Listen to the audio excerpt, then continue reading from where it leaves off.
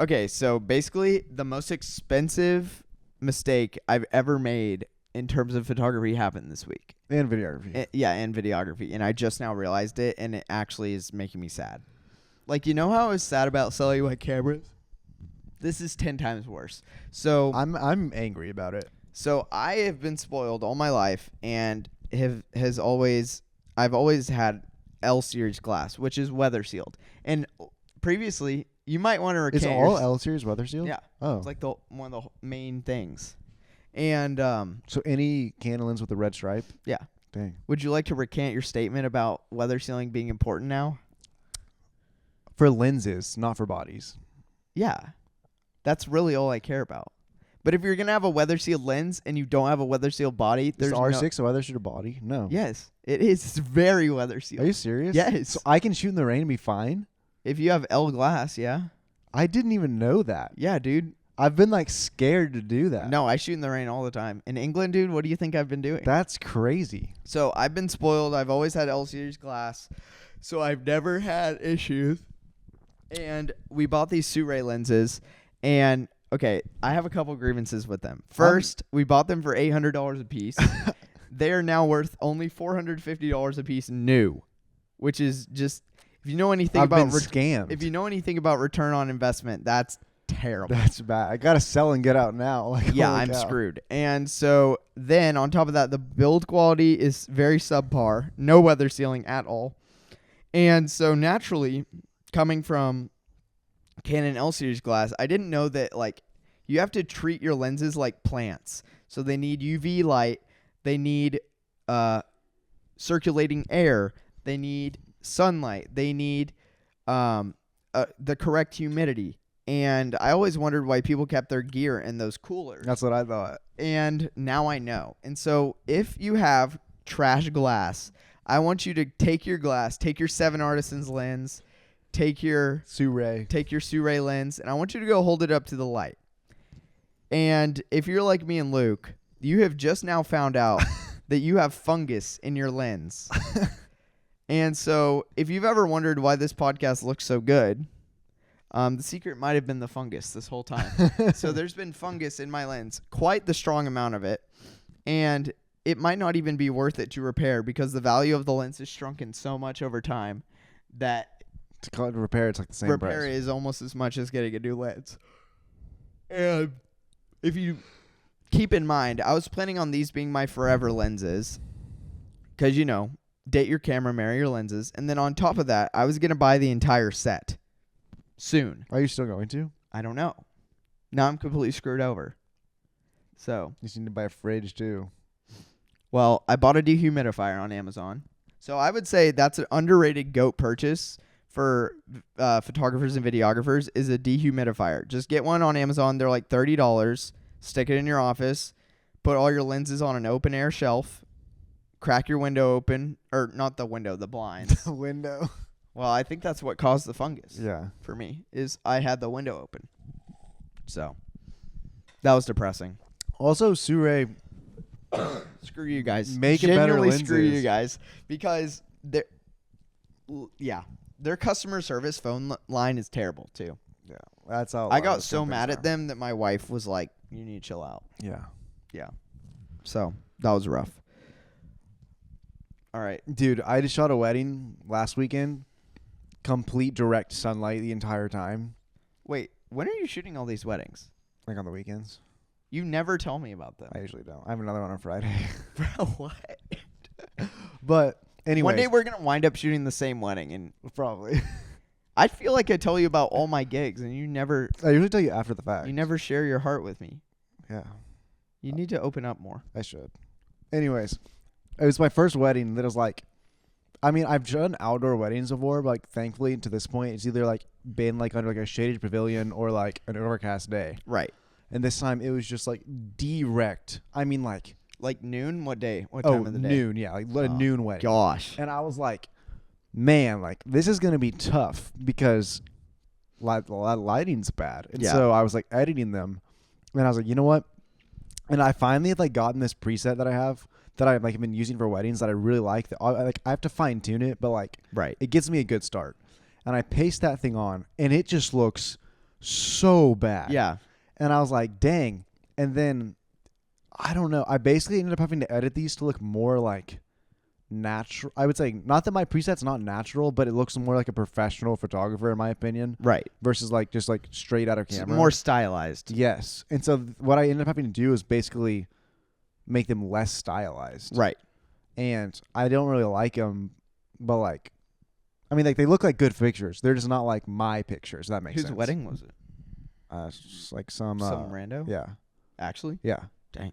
And some like, anyways, but it's like I'm happy with the delivery, but at the same time, I would never use them like on my own website because it doesn't look like me, if that makes sense. And I don't know how to fix that.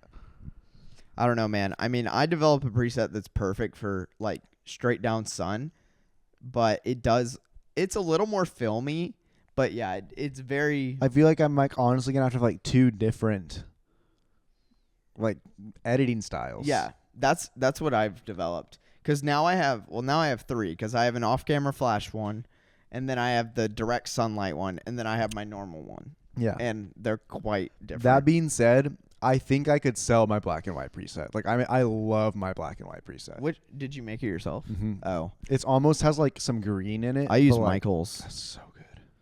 I want to see it. Can you pull up a picture? Yeah. Yeah. Okay, so now can I get into my story that you thought wasn't good enough to start the pod? Yeah. Before you even heard it. So,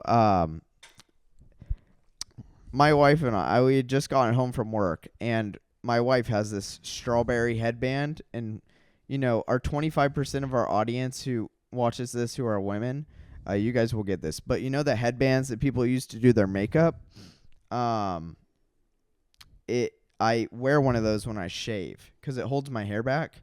What do you mean green? I don't know. I'm really in black, but like, see how the green, the black is What like. do you mean green? Oh, yeah. Black. You Well, know like, black? No, like, it just doesn't just look like black and white. Like, a black and white would look like this. Like that. Right. Which is terrible. Yeah. Whereas this is just like light. Yeah, that's fair. I don't know. So let me get back to my story. So I'm wearing my strawberry headband for makeup while I shave. And then this dude knocks on our door. And I'm like, oh, crap. Like, what now? And my hands are all covered in stuff. So I can't, like, shaving cream. So I can't just, like, open the door or, like, take the headband off because I get shaving cream all in my hair. Don't want to be late for the podcast, naturally. And so then I had this game of, like, he can hear us through the door talking about him. It's like a salesman or something. But then also I don't want to open the door because I'm wearing this strawberry headband. Yeah. Well, I'm glad you didn't let me start the podcast like that because that was a terrible story. Someone said, who's more colorblind? How would we know? Genuinely, how would we know? I don't know. There's no way to find out. Because you would know your colorblind. You would have to take a test. I think you can. Yeah, you can, but like that would be really difficult. Dang. Do you think this is true? If you don't record scratch audio, you're going to be in pain. Yes, I agree.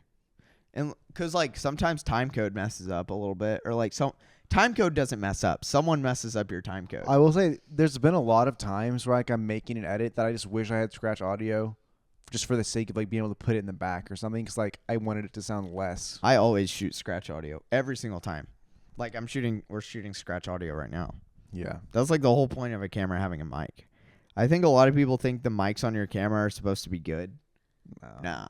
Like the whole point of them is not for them to be Just- good. It's just for them to be there so you can use them. Yeah. But people think, oh, yeah, that's going to be my main mic. And then they get toasted. If the most important thing you can do when you start an edit is labeling your footage. Well, that's pre-edit, I would say. But yeah. When you start an edit, the most important thing is your project settings.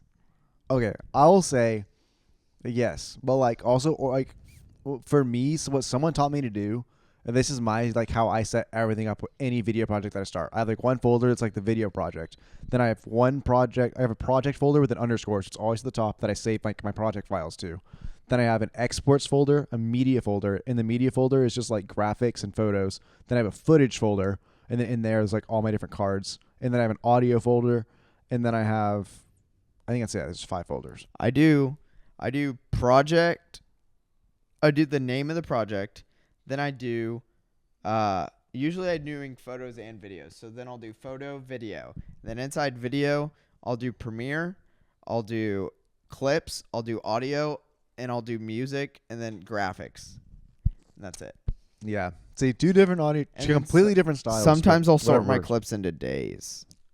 I will say I have started, like, on bigger projects. The bigger the project, the more likely I am to like label individual clips what they are, so I don't have to go back later. Here's a fun question: do you duplicate your Premiere project every single time you open the project? I used to, but now I just do whatever it auto does. Like sometimes it does saves a completely new one. Yeah, I always duplicate my project every single time because that way I don't. Oh, so you can get previous version. So I don't lose my unsaves. Dude, okay, I will say, I was just editing an ad for us, which I used like these AI voices for us, and I was an idiot, and I like deleted the original audio so that I could like put the AI audio in, and then I went back and I was like, oh wait, no, I want to grab the original audio there instead of the AI, but I'd done so many edits since then I couldn't like command undo. Yeah, undo it. So I was just like, I was just toast. Right. And it was like the worst experience of my life. Yeah, I hate when that happens. It actually stinks. I don't know if there's a way to fix that. I was like, oh. So it just stayed AI. But this person actually gave a terrible take. Filmmakers basically just record good videos. That's not true at all. most of them aren't good. Filmmakers? No, I'm talking about filmmakers do way more than just record a good video. Oh, yeah. Right, they write stories. It's terribly difficult. And manage budgets, hire people. Like, Yeah, it's so super difficult. A filmmaker is not just a good video person. yeah. Yeah, I was talking with a guy. That would make me a filmmaker. I'm not a filmmaker. I'm not. Yeah. I used to think I wanted to be a filmmaker, and I don't think I do anymore. Really? Like, I want to work on films, but I don't think I You should take want... that out of our bio because you added it. You added aspiring filmmakers. Like, okay, let me take that back. I would love to work on movies, but I don't think I want to be the job of, like, the filmmaker, if that makes sense. Right. Right. You don't want to be the head honcho. No. Yeah. I think I do. Right now, I don't have it in me. Like, I genuinely think I would rather do, like, the publicity side and advertising side. This person said, I was the one who said photographers just take good photos. Yeah. So you're on a roll here. That's funny. All right, let's keep it going. I should have had my double shot before this. That would have been my 4th espresso shot of the day. The fastest way to get better is to stop watching tutorials and just shoot by yourself. 100%. Actually, shooting with friends is better. Yeah. Shooting with a friend who will be mean to you is the best way to get good. Or just honest. Well, yeah. Like, if you have friends who are, like, constantly saying you're doing a good job and they're never like, oh, like, why didn't you try this? Or, like, oh, I don't like that one. Then they're probably lying to you, like, quite a bit. Because, like, yeah, if you have a friend who likes every single one of your photos, they're not being truthful because no one likes all your photos. You don't even like all your photos. Photographers that can handhold under 1/60 are goated. Dude, that is actually like slowly over time my hands have gone more shaky and so I've had to up my shutter speed, but I used to shoot every single photo on 1/60. I think 1/160. I wish, yeah, honestly, to be safe, I always, and like if I can allow it, I just 250 is my minimum. Oh, unless I need to go below. I always double my focal length. All right. Which is crazy. At least you mean miss is a minimum?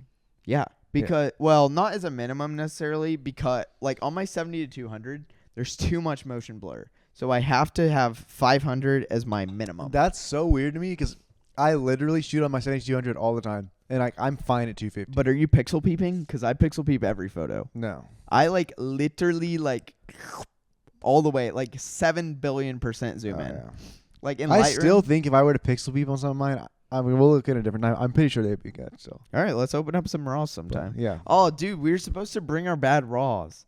Yeah. I forgot to text you. I guess it was Thanksgiving, so that's why I forgot. That actually makes sense. Dude, so this is Thanksgiving, and I went down to a ranch, and I was like shooting deer or whatever. And make sure you don't say anything too bad. I'm not gonna say anything bad. Okay. And but I didn't know I wasn't gonna have service. Oh, okay, yeah. and I had to deliver like 3 separate projects. Like one was photos, and then 2 were like ads.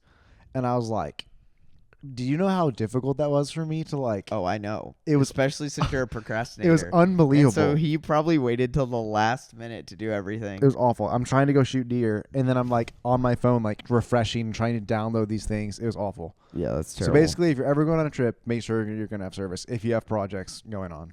This person just asked a decent question. Just got a Flash V100. First off, crazy first flash to get.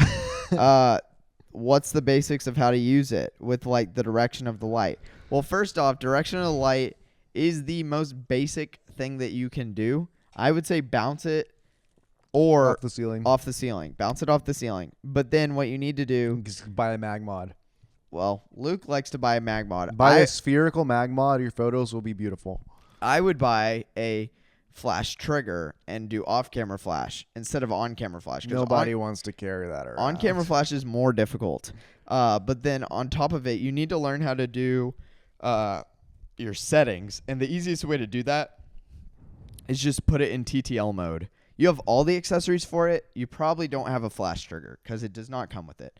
Because a flash trigger would be you put it in the hot shoe and then it triggers your flash while it's off the camera completely. Yeah, I can't do off-camera flash. I'm a one-man band. Yes, you can. I do off-camera flash as a one-man band. You just hold your camera with one hand and hold the flash with the other one. It's possible. I do it all the time. I know. I like how it looks for some people. It's just I just don't like the effort of doing it. So yeah, that's different.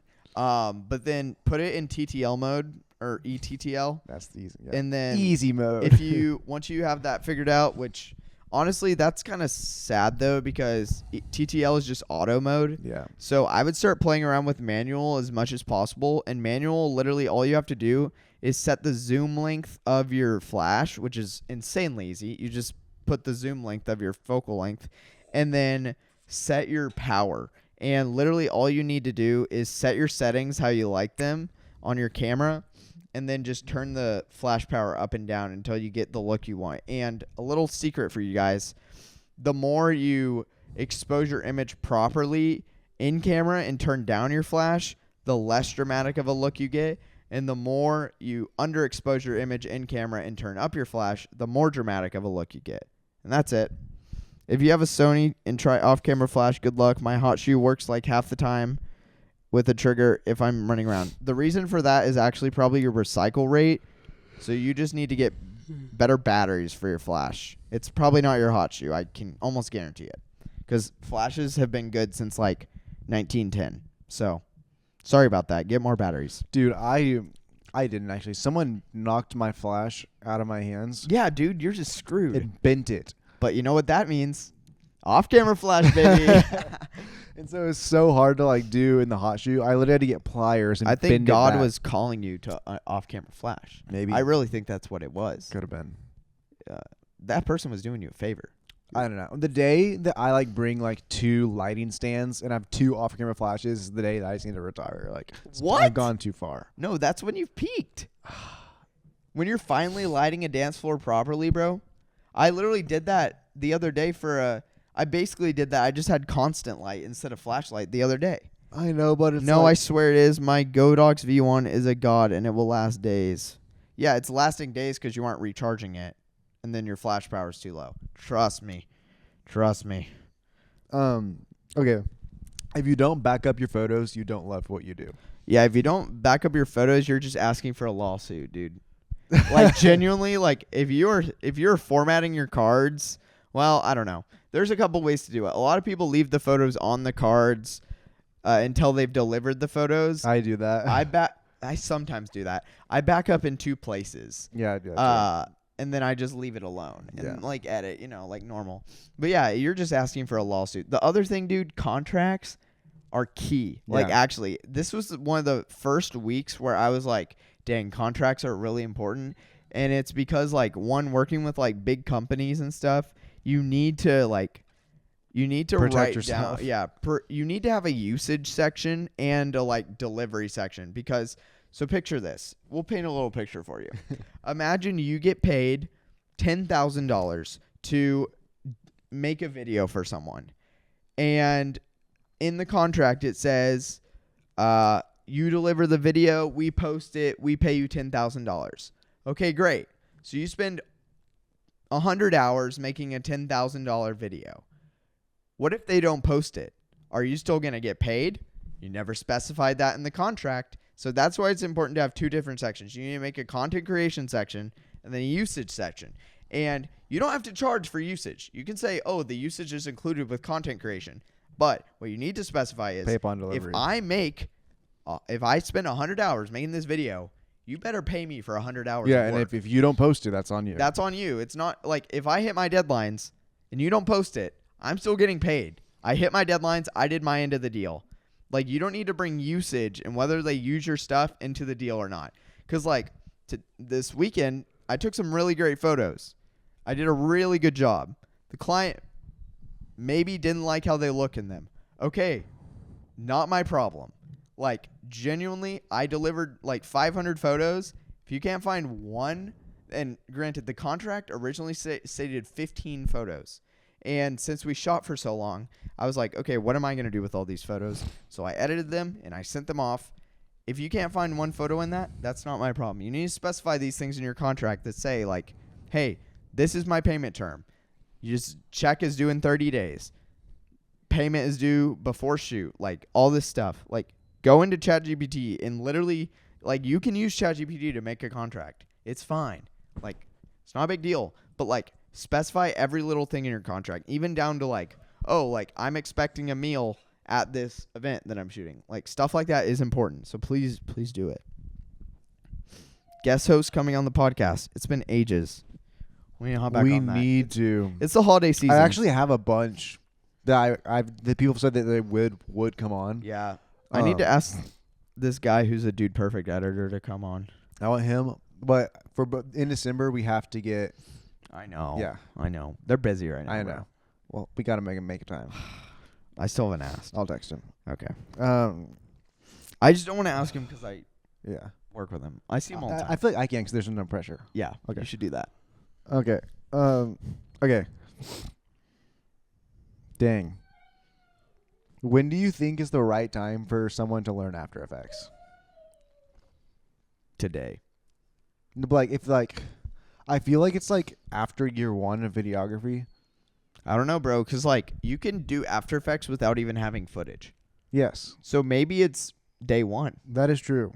Like all these editors out here on TikTok, like, making stuff, they're cutting up movies and making stuff. That's the real way to learn editing. You know, you already have all these good clips.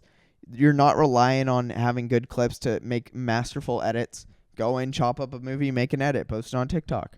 Learn something. Yeah. I think After Effects is not something that people need to be afraid of. I think it's to make good videos, obviously depending on what video it is, but for, like, a lot of good videos, it's like a necessity these days. I don't agree at all. I don't think you can do, especially if you want effects, the effects that you can do in Premiere are not as good. Like, you need After Effects to be able to do good effects.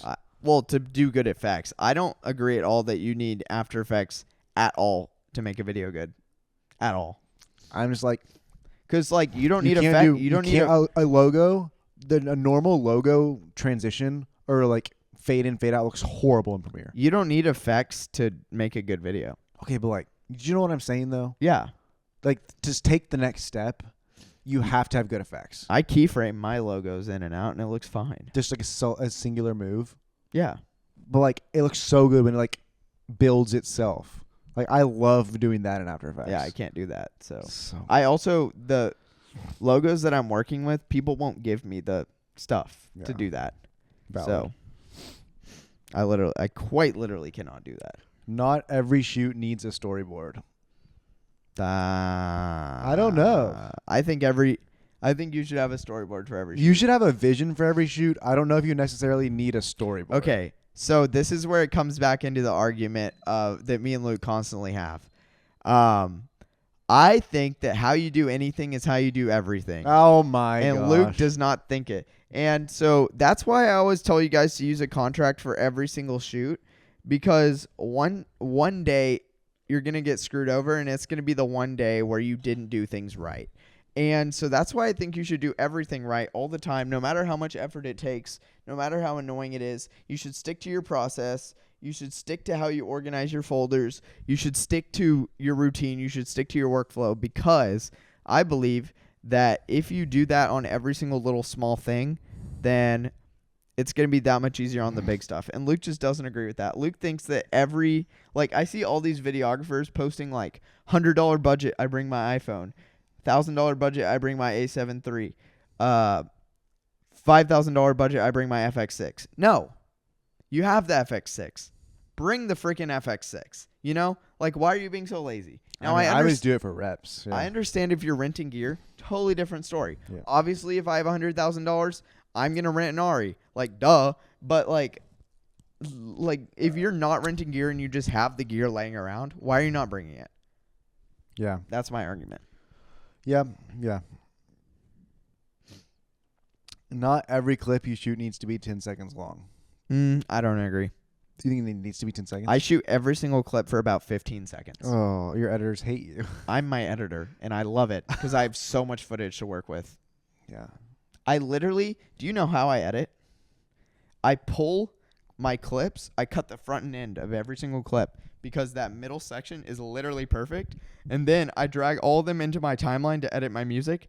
And I don't even have to cut the front and the back of the clip because it's already a perfect clip. And I can use anything in that clip in my timeline.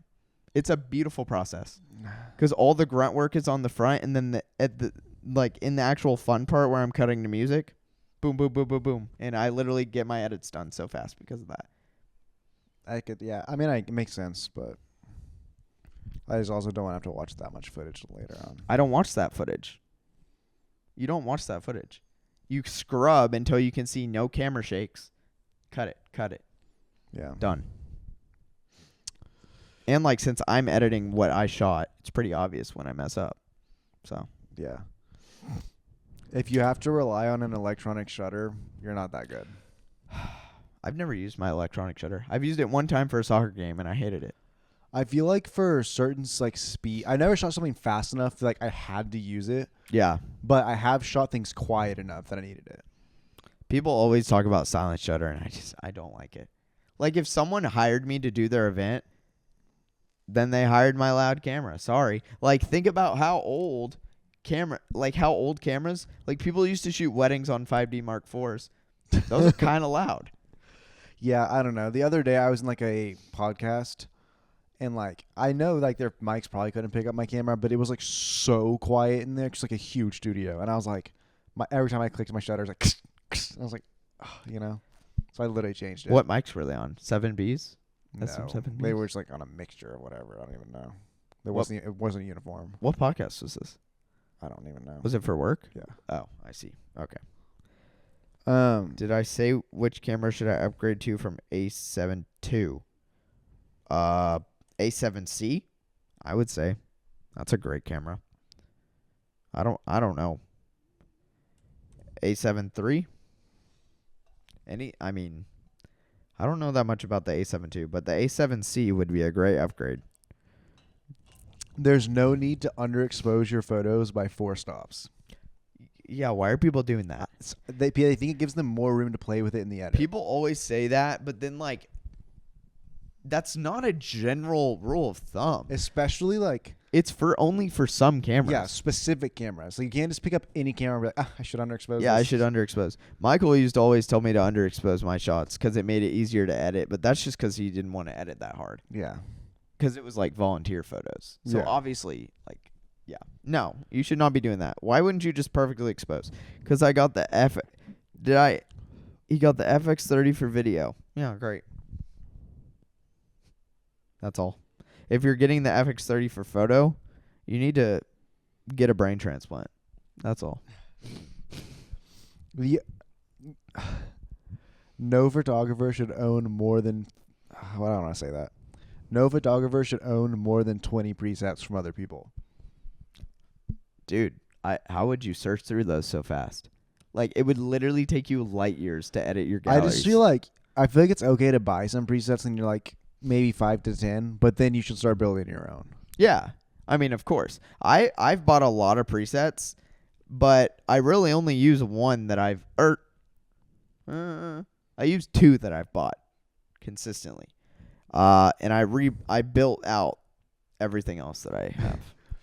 Every photographer will go through a vintage film stage that never ends. Naturally. It's just You're like still in that. It's the final step. Yeah, I mean, once you start raising those blacks up, it's game over. You can never man. go back. Yeah, I did a family photo shoot, and literally all I did was do a little S-curve, raise the blacks a little bit, turn down the texture, turn down the clarity, turn down the day haze, use the enhanced portrait mode in Lightroom, and then fix the exposure, fix the white balance, and I was done. Yeah. It was beautiful. And that's honestly, like, that's the best way to preserve color. And, like, because Canon's colors are so good, why would I need to change the colors? Yeah. Especially when it's, like, going to mess with my skin tones. If you never learn white balance, all of your photos will be blue. Or pink. Or No, green. I think, or orange. I think most likely blue, though, because it's harder to tell when your photos are blue. Like, I can tell if it's pink or green or yellow. I think it's harder for people to tell if it's pink. Really? Yeah. I don't know. Maybe that answers our colorblind question. Because, like, think about it. Like, people's skin tones naturally are more pink. So Yeah. then that bleeds into things. Yeah. Yeah. I don't know. Learn Kelvin values. Also, I saw a dude who was carrying a business card. It was on TikTok, obviously. I didn't see him in real life because I would have given him a high five. But he was carrying a business card that was grayscale, like 18% middle gray. Yeah. And I was like, dang, that's sick. Because then you could just hold it up and select your Yeah. Kelvin Well, custom set. These are, like, what are these lights set to? 3,300. And what do you set the camera to? 3,300. But you should technically have set it a little bit below because it's balancing, though, right? Technically. But I don't know. We always do our podcast dead on. Yeah. So I don't really care. Um. But we always mix light in our shots. Like, I didn't adjust for that. That's true. So. Also, I'm sick. Sorry my voice sounds like this.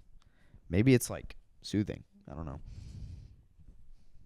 You've been slow with these hot takes. Every photographer at one point has lied about using natural light because they forgot their flash. I've never done that. I I will say, once I started shooting flash, natural light irks me. I've never done that specific thing, but there's definitely been times that I forgot a piece of gear that I just pretended like we didn't need it. I've never done Oh, that. no. This will look way better if we do it this way instead. And it's just like totally capped me. Me when I put a stick over the camera Yeah. to add a foreground element. No, but I will say I use these Amaran 200X lights to light some real estate photos. It was some portraits of some real estate agents, and I would light the house with my Amaran 200Xs. And dude, the difference that it made in the photos, one, it added like 5 stops of light. So like every photo was automatically brighter, which means less ISO, which means less noise, which means a cleaner photo.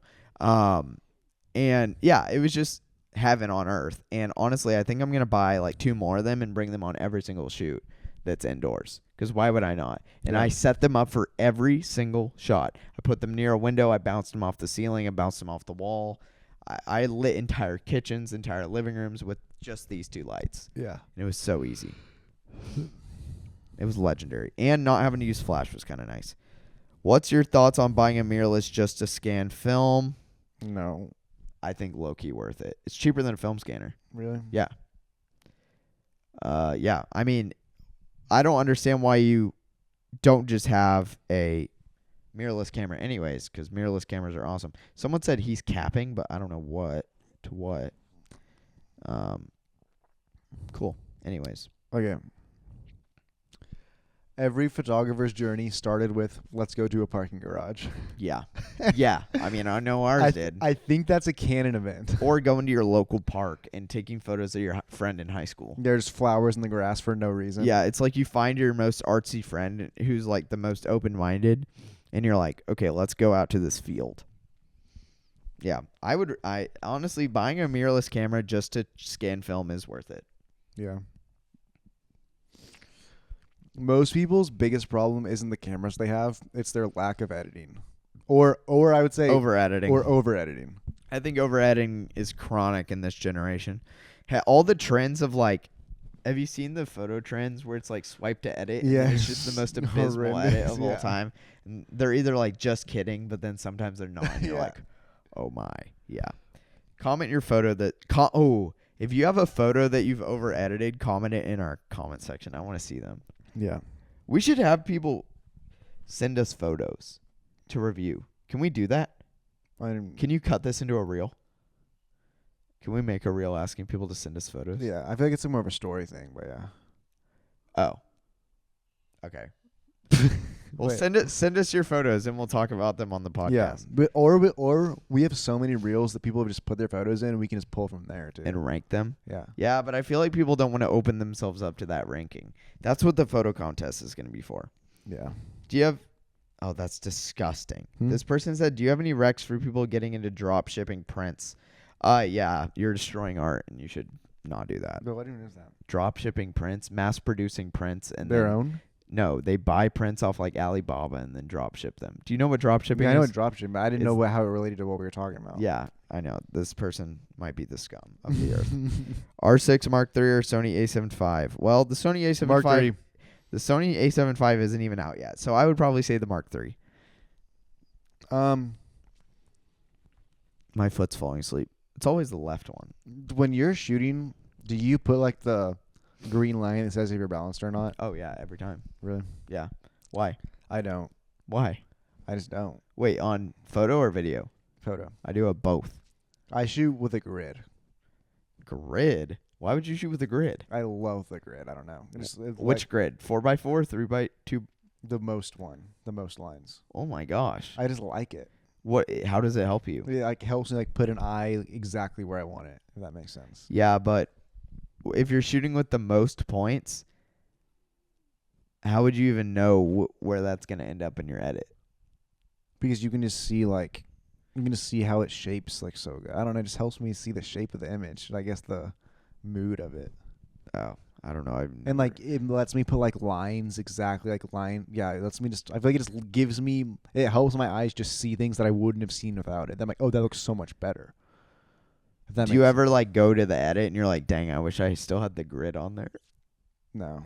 Really? What do you mean? So like, you know, like when people make beats. Have you ever made a beat in like GarageBand? Not a good one. Okay, so there's this constant problem where people will make their beats and they have the metronome over the beat, and then they export and they don't have the metronome in the beat and it sounds worse. Yeah. Do you ever feel like that was an issue with your grid photos? Like the grid made it better? I don't know. Like, I mean, I'm sure if I were to go back, I'd be like, oh yeah, probably, but none that I can think of right now. I just feel like it helps me like keep in mind of like I would say leading lines is a big one because like I don't naturally look for leading lines, so having that there to help me be like, oh, like that's in the background, well, that's gonna look. If I put their eye here and the line there, it's gonna look good here.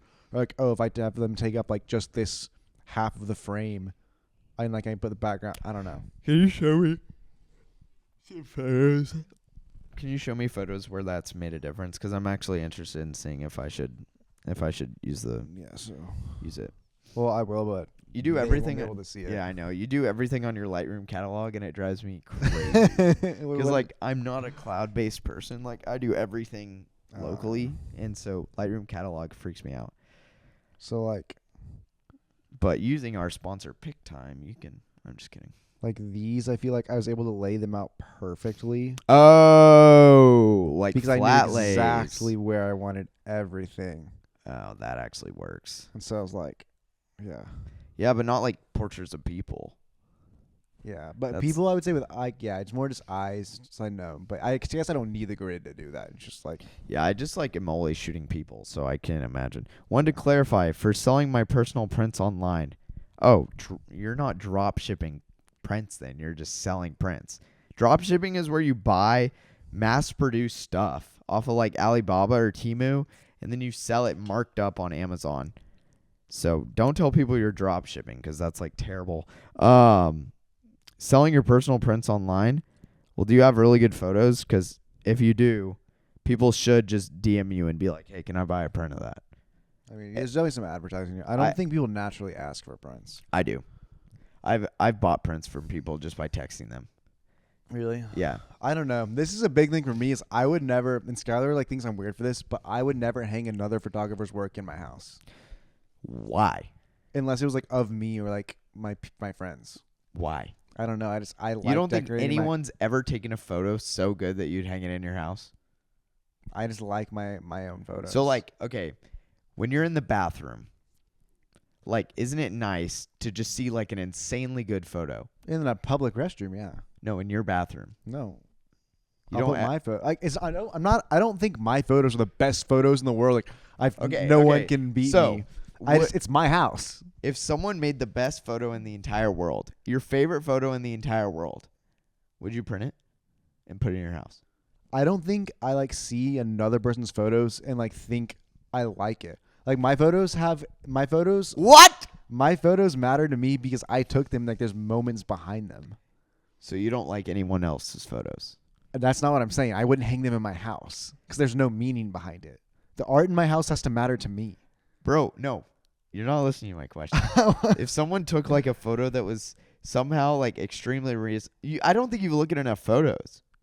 I see a lot of photos. I'm like, and none of them have been like, wow, that's a really good photo. I see photos all the time that I really like. Not enough to put in my house. You've never seen a photo that you're like, I want a print of that. Never. Dude, that's insane. Someone back me up here. Like, that's not weird. I've literally never. I would rather have like low quality. What about like a book? Polaroids in my. I love books. You've never. What about a photo book? No. Okay, I could buy a photo book. The Dune photo book. You literally was like, that was so sick. That's cool, but I'm not gonna hang it in my house. Is what I'm saying. I can have books and photo books. That's cool. Yeah, no. I'm so opposite of you. In fact, I have so many things that I would hang in my house that I don't because it's weird because it's of other people.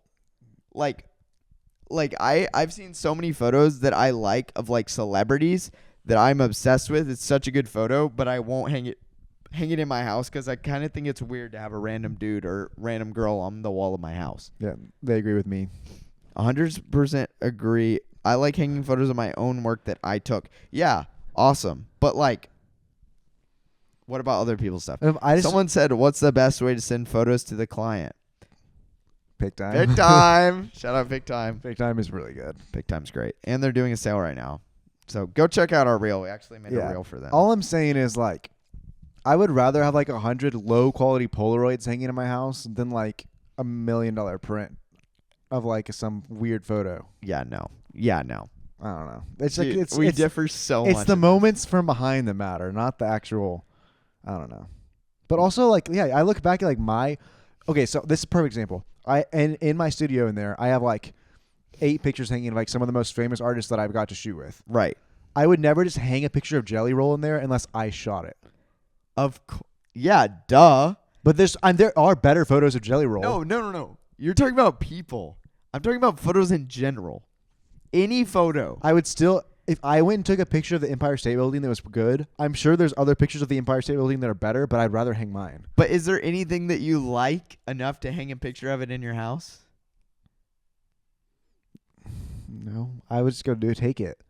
That's so weird. The only thing I would say like maybe is like a cool underwater photo, but I'm like I want to take that myself, you know? Oh, dude, no. I'm just so far removed from that. Okay, every single time we post, I get a comment saying I look like Cookie King. I have to address Who is that? I have to address this. Look up Cookie King. Okay, I have to address the Cookie King. Do you actually look like him? Yeah, dude. Go to images. Go to images. Loki. Chopped. See, look. You do kinda. I do look like that. Okay, so here's the thing though. No one ever tells me if I look like Chopped Cookie King, which is this one, ugly, or Prime Cookie King. And so my question is, should I start looks maxing? No. So I can go from this chopped unk, fat, look, melt maxing, ugly, to this. Because hypothetically, if we have the same genes, y'all comment below. Could happen. Y'all comment below. Should I start looks maxing so I can look like Prime Cookie King instead of chopped fat Cookie King? Because I really have gotten fat. This guy said the more gear you buy, the less you shoot. I don't agree with that. I feel like the more gear you buy, you just need to buy the right gear.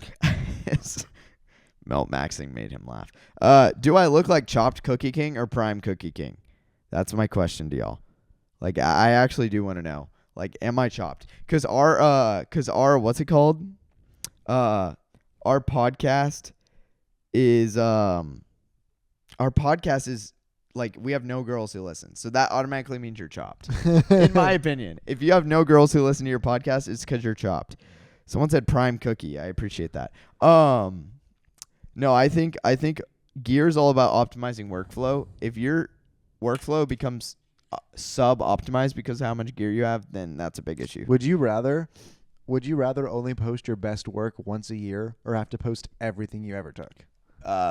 Well, so actually currently I do post everything I take, pretty much. Mine is I don't post Prestonwood stuff because it has a lot of kids in it. So like I take a lot of photos of like people underage, like for work. Like I work at a church, and a lot of that is high school students, middle school students, elementary school students, and preschool students. So like obviously I'm not gonna post pictures of your kids online, like duh. So I do pretty much post everything I take online. Now, would I rather post one time a year my best work of the year? Yes. Yeah. And I think I should. Because I only have my theory. I only have 700 followers on Instagram. It wouldn't damage my algorithm. No. But my thing is if you only post your best work once a year, you're not going to get enough negative feedback that you probably need. No one likes my stuff. No one gives me feedback. All right. I get 4 likes a post. I get no comments. Unless it's of a high schooler that I shot that people know. Y'all can see my work at court.letcher.media, and you can see Luke's work on his private Instagram. Or just go to lukemontgomerymedia.com. Oh yeah, lukemontgomerymedia.com. Which I'm in the middle of updating my portfolio on that website with more current artists. Yeah, we Those also all are like 2 gonna years old. we're completely gonna revamp our website entirely soon. Yeah, I think we should do that actually. Show me a picture and I'll give feedback, Cookie. Go on my Instagram. Go on court.letcher.media and come back. Yeah, dude. I'm interested to see what you guys think of my work. Because there's a lot of haters in our comment section, but I'm interested to see what people who are actually fans, or not fans. I don't want to hear glazed comments. But yeah, I don't know if my work is good or not. But I think some of my work is pretty good. But some of it's also trash. All right, chop chop. Where's our hot takes? Bro's scrolling Instagram over here. It's not a flex to say you shoot in manual. Yeah, dude, bare minimum. Yeah, it's the exception. It's the expectation. My great grandpa, who's like a hobby photographer, shot in manual. Well, everyone, the first photographers had to shoot in manual. Yeah, you don't have a choice. Yeah, dude, if you're not shooting in manual, don't even call yourself a photographer unless you're like in a extenuating circumstance that like makes you shoot aperture priority or shutter priority. Because those are very valid for like underwater stuff. Have you ever had a photo that like you took that a lot of people told you was so good, but like you hated it? Yes. All my photos. Literally, dude, every photo that I take, there's some people who are like, "Oh, that's a great photo," and I'm like, I hate all my stuff. I think I'm a terrible photographer and videographer. I don't think with the work ethic that I have right now, I think I'm on a road to failure in life. I'm dead serious. For what? If I don't pick up the pace of like my actual work, I'm gonna fail. Like I'm not gonna be like a great photographer or a great videographer. Maybe. I'm dead serious. So, cause like think about it, I'm 22, still haven't made a movie, still haven't made a short film. Do you want to? Yeah, but like, I work at 9 to 5, so I'm busy. Got a wife, do a podcast. So, yeah. I don't know. It's not really like. There's things I want to do, but I feel like I'm also like still getting to do a lot of stuff I want. Most of the stuff I want to do, I do. Yeah, but like I want to be great, and I'm not on that path at all. Yeah, I would agree. And it makes me sad. Did you guys go to college for photography?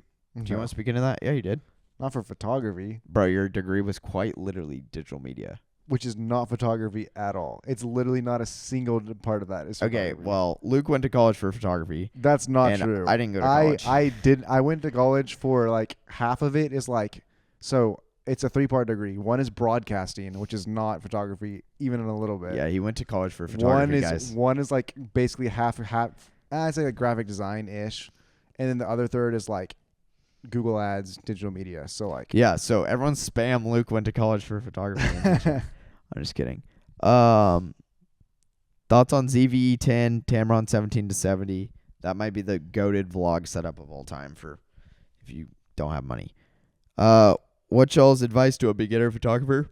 Stop being a beginner by going out and shooting. That's literally it. Get as many reps as possible. It's like anything. Even if you have to shoot aperture priority, it's better than sitting at home and doing nothing. 100%. I saw some dude making reels on an Arri Alexa to like rage bait people, and I literally commented like better than not having the camera and not doing anything with it. 100%. Because that is like my biggest advice. Like if you're like, oh, Court, like I'm still shooting in auto. Oh, I'm still shooting in aperture priority. I'm still shooting in shutter priority. Well, are you shooting? Because that's better than like a lot of people. Like a lot of people just straight up aren't shooting in general. And I used to struggle to use my camera every day. Did you ever have this issue like in high school? Yeah, but then I went through a phase where I literally carried my camera on my hip. Yeah. 24/7, like no exceptions. And like that changed my life. I literally. And then I stopped. And I wish I can't cap. I've told this guy like 4 times where to look at my photos. Go on Instagram, go to court.letcher.media, CORT.LETCHER.media. It's also, I follow myself on this account on Court and Luke. You can see my photos. You have $1,000. What are you getting? Right now, I'm getting an Atomos Ninja Ultra, so I can shoot 6K raw ProRes on my camera or lights. I'm getting more AMRA 200Xs. But if you're talking cameras, $1,000 setup, what would you get? $1,000. I would get an A6500 or something. It would definitely be a Sony. And then a 50. And then a 50 mil. Yeah. That's it. That's all I'm getting. I'm getting like a cracked 50 mil. Not like a cracked one, like a really good 50 mil. Yeah. What all are you right, I doing think we're over good. there? I think it's going to wrap it. That's it? This is a long pod. That was 51 minutes, I guess. Yeah. Sorry, I'm yapping tonight. All right. Well, we'll end the episode there. And yeah, go comment roasts or like compliments on my Instagram account so I can see what you guys actually think of my work. All right. Last questions. Someone said R7 or R8 for sports photography. I have no idea. I'm trying to think. What's your dream photography job? My dream job isn't in photography. Mine would be street photography. Is anything to pay the bills? Like, just money's not a factor? Okay, my dream photography job would be I go out every single day and I shoot photos on the street and I make them into a book and I sell the book and it makes me money. That'd be cool. That would be hard as crap. That would be really difficult, but I would do it. And unfortunately, I have had that opportunity 2 times in my life, and I've passed it up both times. And I'm a failure because of that. And I genuinely will admit that. There was one night where I nearly cried to my wife because I wasted 2 opportunities to make a photography book. But yeah, that's me being honest. Anyways, is that where we're going to end the pod? End it there. Me crying to my wife. All right. Bye, guys.